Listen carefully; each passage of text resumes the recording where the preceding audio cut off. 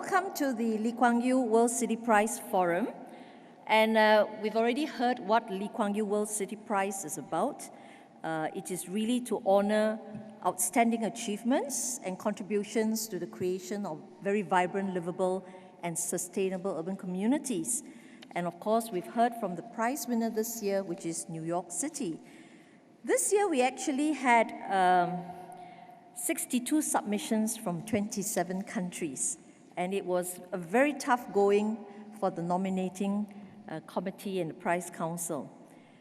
Through this prize, of course, we hope to facilitate the exchange of ideas and best practices among cities. Actually, when we first started the prize, we only wanted to give to one winner, and that's it. I was involved in the design of the prize. But as we went through the submissions, we found that it was really very difficult because many cities have made great strides from whom all of us can learn from. So we decided that we must have the special mentions to honor these cities who have done a lot.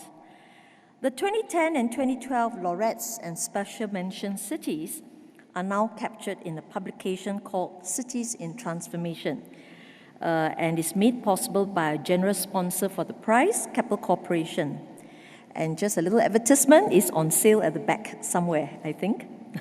All right.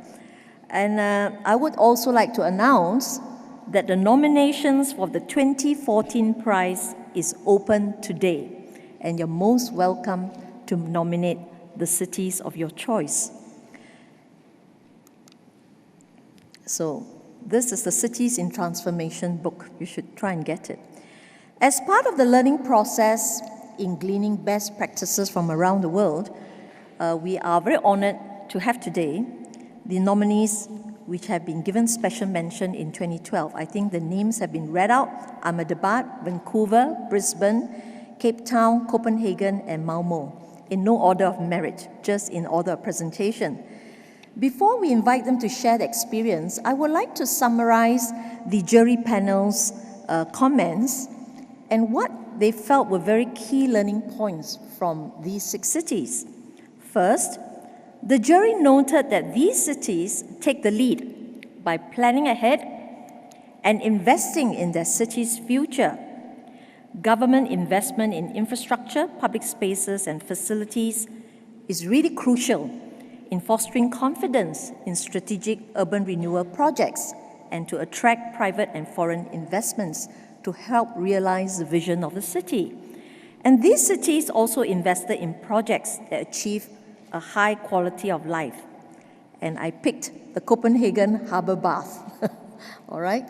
I did not pick a railway project to show that they invested also in projects for a high quality of life.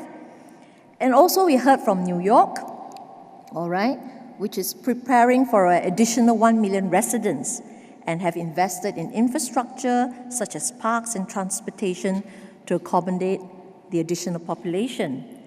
And over the last 20 years, Brisbane has also transformed 120 hectares of obsolete industrial land in the inner city into housing and office uses to support the growth in residential population and businesses in the city. And we will be listening to Angela later on. And Ahmedabad. Maybe not many of you have heard of this city, but I visited Ahmedabad, and it's a very impressive city that has done a lot. And it is, for example, currently reclaiming a 10.6-kilometer Sabarmati river front to provide quality recreational spaces and at the same time manage floods and rehabilitate slums. We'll hear more about that. The second learning point is that these cities are enhancing mobility by building and investing in sustainable transportation networks and systems. And they want to encourage people to switch to environmentally friendly transportation modes. Of course, we know Copenhagen has invested in building a cycling network since the 1980s.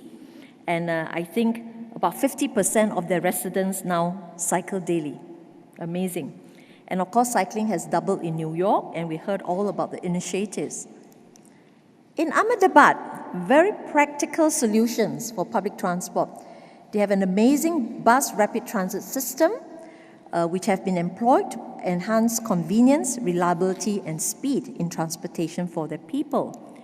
Another growing trend we notice among cities is that more cities are prioritizing people over cars. And for example, Vancouver put pedestrians on top priority and made their streets very pedestrian friendly.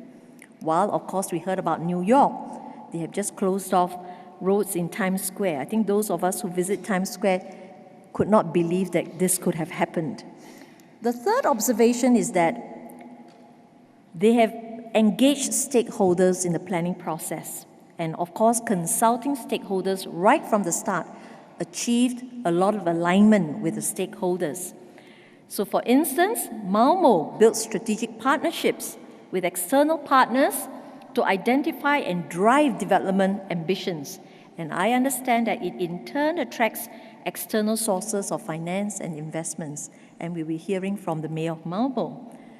Brisbane has an extensive citywide consultation program, and I think more than 60,000 participants gave their feedback for the city plans.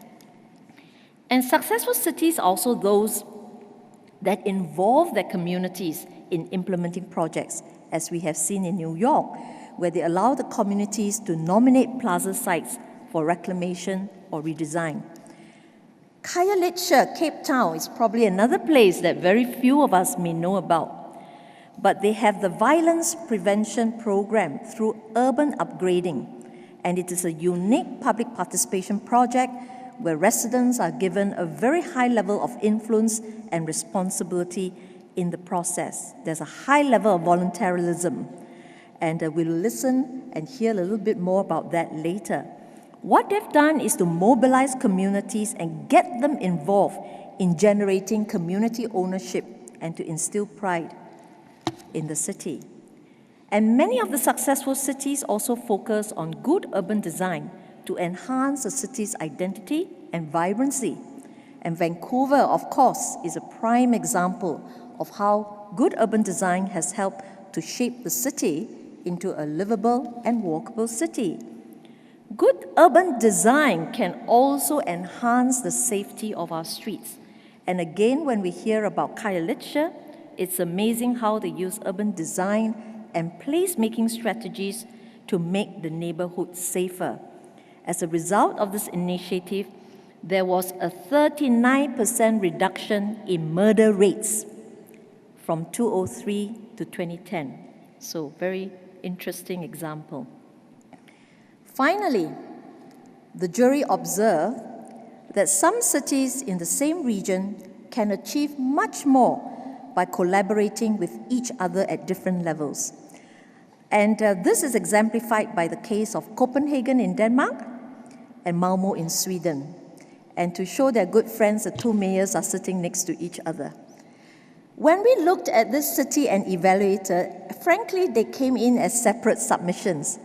But we felt strongly that we have to give this special mention to the two of you jointly because of the synergy between the two cities.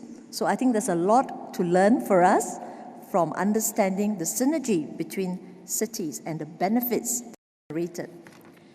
So certainly the cities which I have mentioned hold many useful lessons for us. So I hope that has whet the appetite of everyone.